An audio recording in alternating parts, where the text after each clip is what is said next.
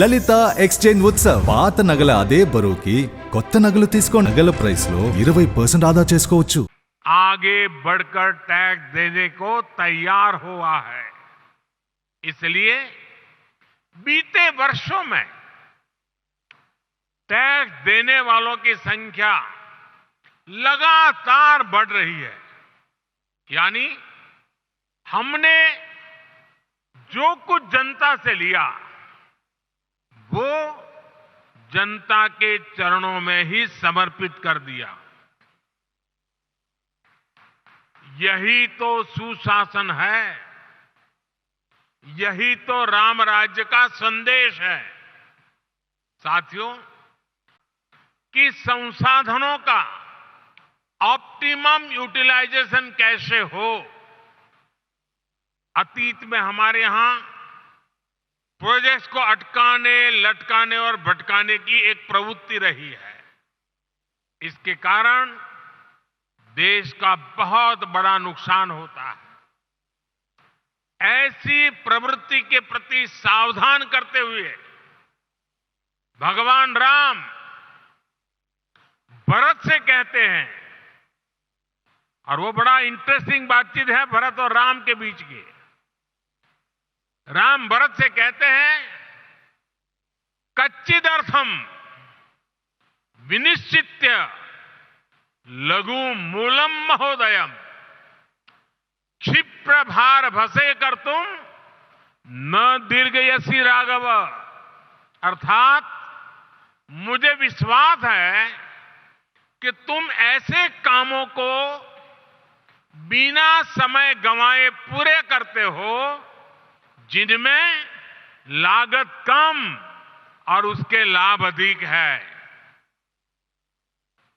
बीते 10 वर्षों में हमारी सरकार ने भी लागत का ध्यान रखा है और योजनाओं को समय पर पूरा करने पर जोर दिया है. साथियों, गोस्वामी तुलसीदास जी कहते हैं, माली भानु किसान सम.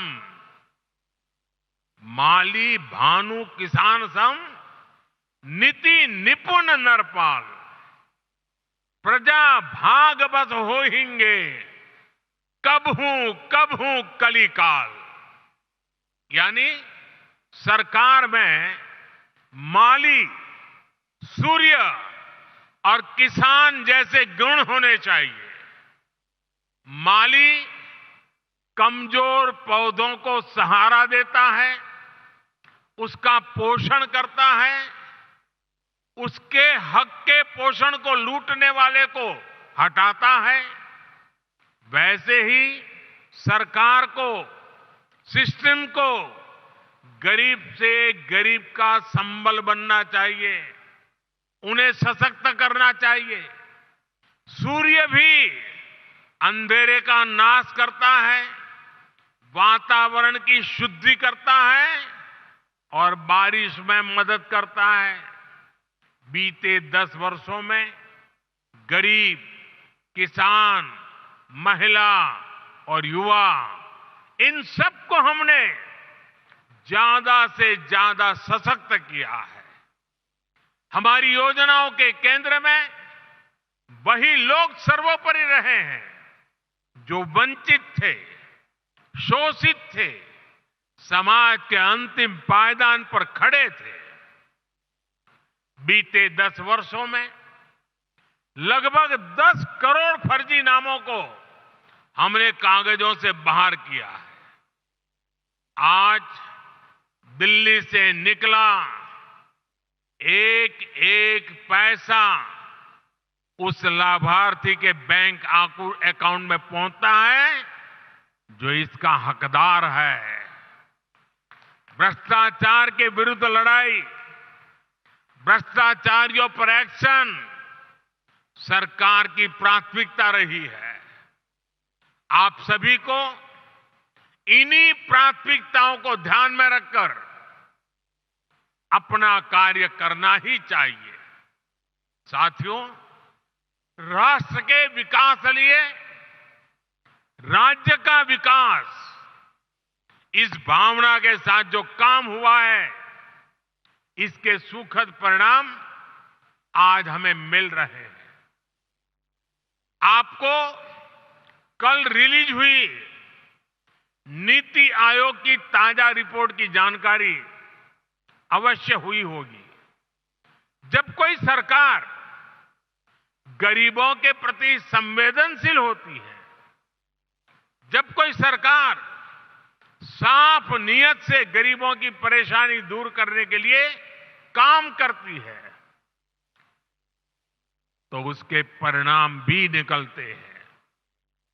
नीति आयोग ने कहा है कि हमारी सरकार के 9 साल में देश में करीब करीब 25 करोड़ लोग गरीबी से बाहर निकले हैं। जिस देश में दशकों तक गरीबी हटाओ के नारे दिए जाते रहे, उस देश में सिर्फ 9 साल में करीब 25 करोड़ लोगों का गरीबी से बाहर निकलना ऐतिहासिक है, अभूतपूर्व है। 2014 में सरकार में आने के बाद से हमारी सरकार ने जिस तरह गरीब कल्याण को प्राथमिकता दी, ये उसका नतीजा है। मेरा हमेशा से ये मानना है कि देश के गरीब में वो सामर्थ्य है कि अगर उसे साधन दिए जाएं, संसाधन दिए जाएं, तो वो गरीबी को खुद परास्त कर देगा। आज हम यही होता हुआ देख रहे हैं।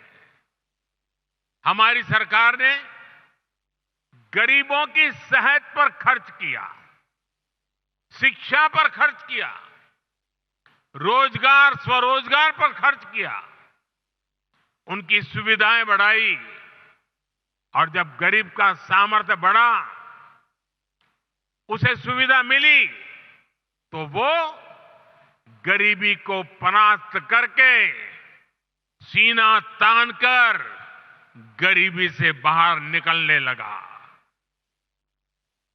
22 जनवरी को अयोध्या में राम मंदिर में प्राण प्रतिष्ठा से पहले एक और शुभ समाचार देश को मिला है। भारत में गरीबी कम हो सकती है, ये बात हर किसी को एक नए विश्वास से भरने वाली है, देश का आत्मविश्वास बढ़ाने वाली है। भारत में कम होती है गरीबी, देश में नियो मिडिल क्लास का दायरा भी लगातार बढ़ा रही है। आप इकोनॉमी की दुनिया के लोग जानते हैं कि नियो मिडिल क्लास का बढ़ता हुआ ये दायरा इकोनॉमिक एक्टिविटीज को कितना ज्यादा बढ़ाने जा रहा है।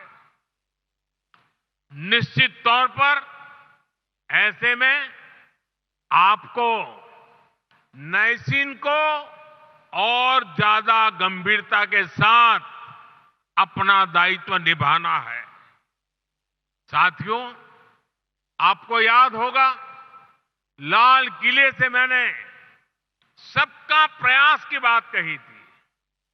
सबका प्रयास का महत्व क्या होता है, इसका उत्तर भी हमें प्रभु श्री राम के जीवन से ही मिलता है। श्री राम के सामने विद्वान, बलशाली और संपन्न लंकाधिपति रावण की विराट चुनौती थी। इसके लिए उन्होंने छोटे छोटे संसाधनों, हर प्रकार के जीवों को इकट्ठा किया, उनके साझे प्रयासों को एक विराट शक्ति में बदला, और अंत में सफलता राम जी को ही मिली। ऐसे ही विकसित भारत के निर्माण में भी हर अधिकारी, हर कर्मचारी, हर नागरिक की अहम भूमिका है।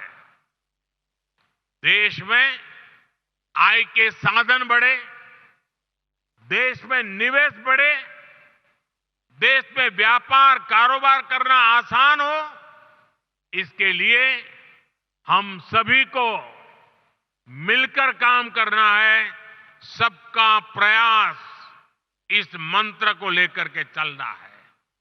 नैसीन का यह नया कैंपस अमृत काल में सुशासन की प्रेरणा स्थली बने, इसी कामना के साथ आप सभी को फिर से बहुत बहुत बधाई, धन्यवाद।